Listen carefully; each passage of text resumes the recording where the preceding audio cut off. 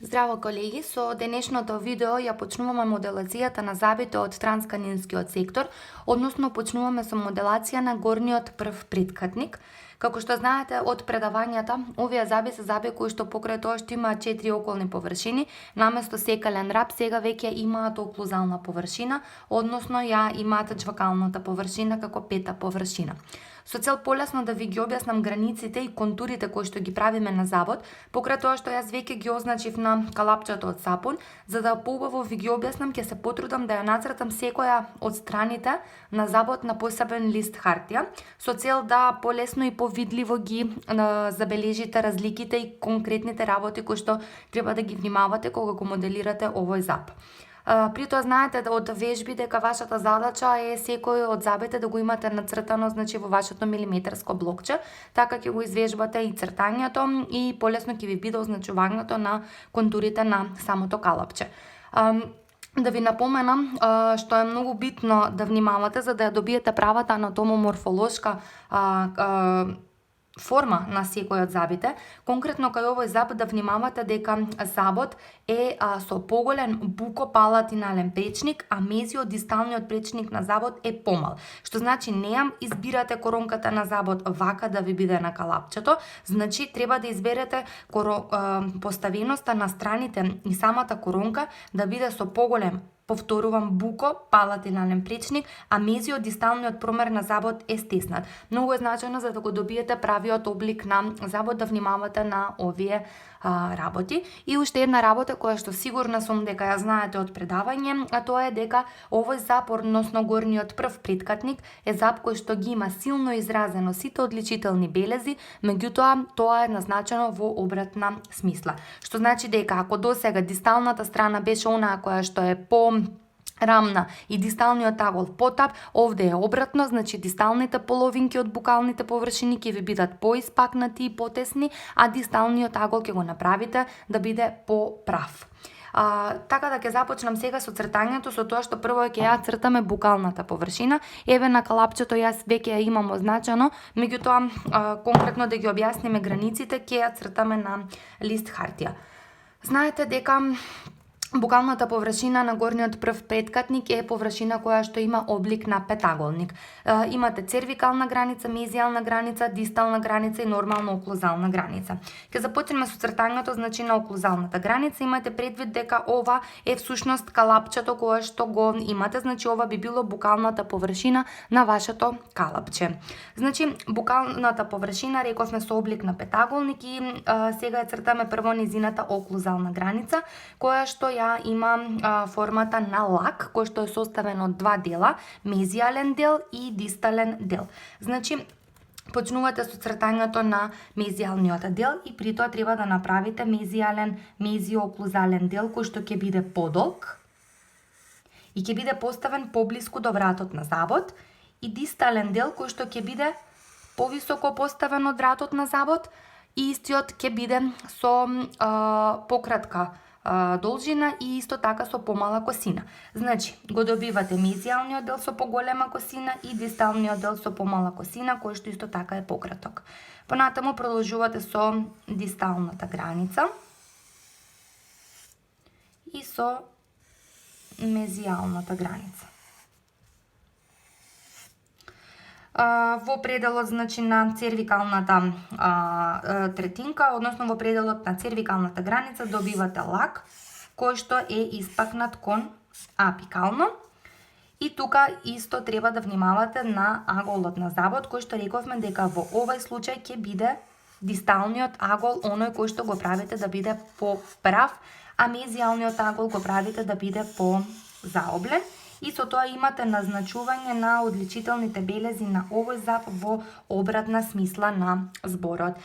Уште една работа која што сакам да ја потенцирам кога ја моделирате, да имате дознаење дека станува збор, знаете и од предавања, дека тука во пределот, значи, на мезијалниот дел и дисталниот дел на оклузалната граница имате, значи, тап агол, од кој што поаѓа еден раб, кој што всушност ја дели букалната површина на два дела.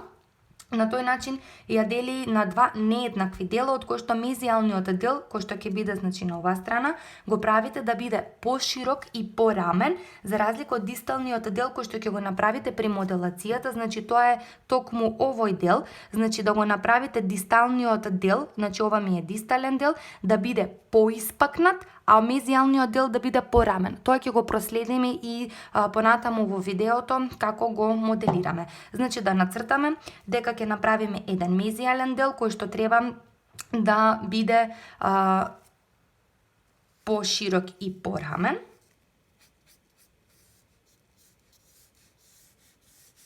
Вака оди работ.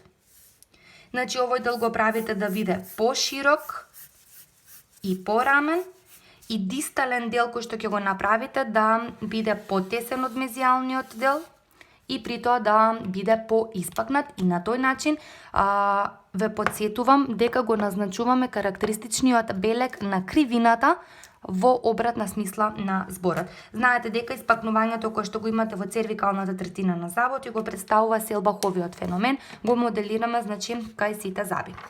Со тоа ја имаме измоделирано букалната површина на забите и можеме да продолжиме со тоа што ќе ја нацртаме сега, палатиналната површина. За палатиналната површина, значи овде цртаме сега палатинална површина.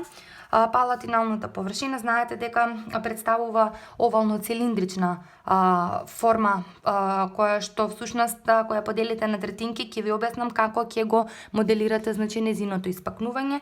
Значи имате оклузално еден лак на палатиналната површина кој што всушност ќе одговара на туберот кој што ќе биде палатинален, и ги имате мезијалната и дисталната површина, и ќе продолжите со цервикално еден лак кој што повторно ќе ви потенцирам дека е кон апикално. Ако ја поделите оваа површина на третинки, значи ќе имаме цервикалната третинка, средната третинка и оклузалната третинка.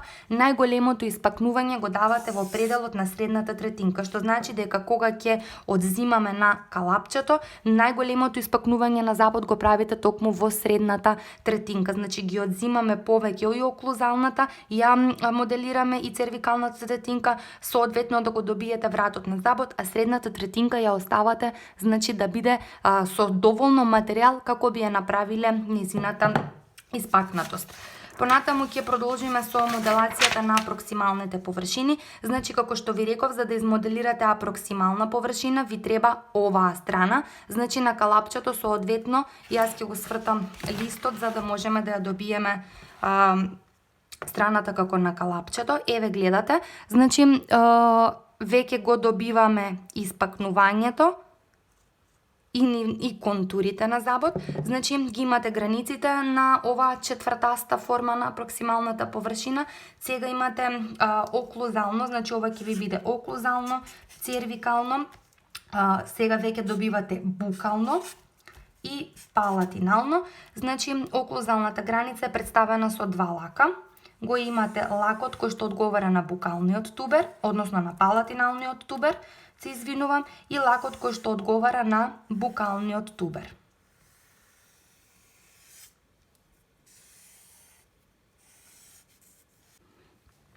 Оклузалната граница е представена со два лака. Едниот дел од лакот одговара на палатиналниот тубер и при тоа овој дел од лакот одговара на палатиналниот тубер да биде помал и пониско поставен, за разлика од овој дел кој што всушност е букален лак, кој што ќе биде поголем затоа што самиот букален тубер е поголем и нормално соодветно на тоа имате букалната граница испакната во цервикалната значи во цервикалната третинка и палатиналната граница, и сега во цервикалната граница на апроксималната површина добивате значи лак кој што при тоа е коноклузално испакнат. Ја правите разликата на лак испакнат коноклузално и на лак кој што е испакнат кон апикално. И ни преостанува страната на која што сакам да обратите најмногу внимание, а тоа представува оклузалната површина. Зошто најмногу внимание? Затоа што тука имате најмногу детали кои што треба да ги назначите. На оклузалната површина знаете од предавање дека треба да измоделирате да имате 2 тубери и 3 фисури и карактеристична форма на бубрек која што ја има горниот прв преткатник. Значи, добивате букална граница на оклузалната површина, дистална граница на оклузалната површина, палатинална граница и мезијална граница. Мезијалната граница на оваа површина ви е токму таа која што ви ја дава бубреговидната форма да ја имате на горниот прв преткатник. Да започнеме со објаснувањето кое што го даваме на букалната, значи, граница на оклузалната површина. Всушност имате, значи, површина која што е составена од 2 лака.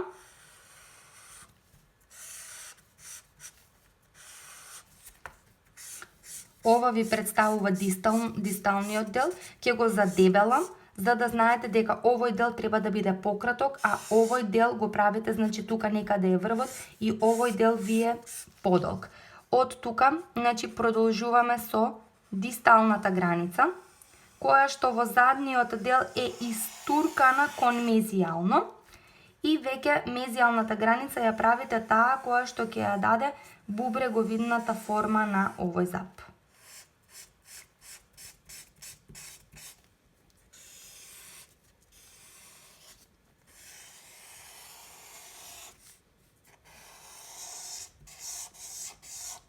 Со самото вдлабнување на мезијалната граница на оклузалната површина ја давате бубреговидната форма. Затоа треба да внимавате и на поставеноста на букалниот тубер и на палатиналниот тубер. Централната фисура, кога моделирате оклузално, е таа која што ќе ја одбележите на оклузалната површина да ви ја разграничи големината помеѓу букалниот и палатиналниот тубер. Бидејќи букалниот тубер е тој кој што е поголем, централната или мезиодистална фисура ја поставувате поблиску до палатиналниот тубер. На тој начин видите кое растојание го добивате, значи, за букалниот тубер и кое растојание го добивате за палатиналниот тубер. Затоа велиме дека централната фисура ја поставувате поблиску до палатиналниот тубер, а освен централната фисура која што е најкратка и најдлабока, имате уште 2 фисури кои што го даваат обликот на фисурниот систем како латинската буква Х, меѓутоа да биде со прекршени краци. Значи, дисталната фисура е таа која што е најдолга, меѓутоа е најплитка.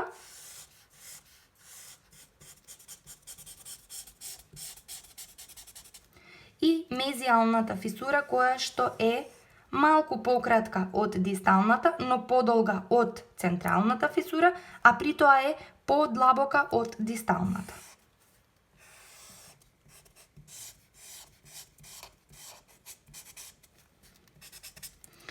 Значи, ова всушност ги добивате контурите на фисурниот систем. Меѓутоа, не е доволно да го назначите само фисурниот систем. Оваа фисура, централна фисура, некогаш излегува и надвор од самата оклузална површина и ја прави мезијалната страна да биде вдлабната. Уште една работа која што треба да ја назначите на оклузалната површина е покрај фисурниот систем дека треба да ги назначите и рабовите кои што ќе поминуваат на самите тубери. Значи, од букалниот тубер кој што рековме е поголем, повисоко поставен, ќе треба да поминува централен раб кој што раб ќе оди по средината на букалниот тубер, а исто ќе го назначате и работ кој што ќе оди на палатиналниот тубер и овие 2 раба, значи, ќе бидат прекинати од страна на централната фисура. Инаку, од самите тубери, знаете од предавање дека поминува еден мезијален, еден дистален раб и уште еден мезијален и дистален раб, соодветно од секој букален и палатинален тубер. На овој начин го имате, значи, овие контури кои што сме ги нацртале на листовите, а вие во блокчињата ги пренесувате на калапчето и соодветно на тоа можеме сега да ја проследиме моделацијата на забот во САП.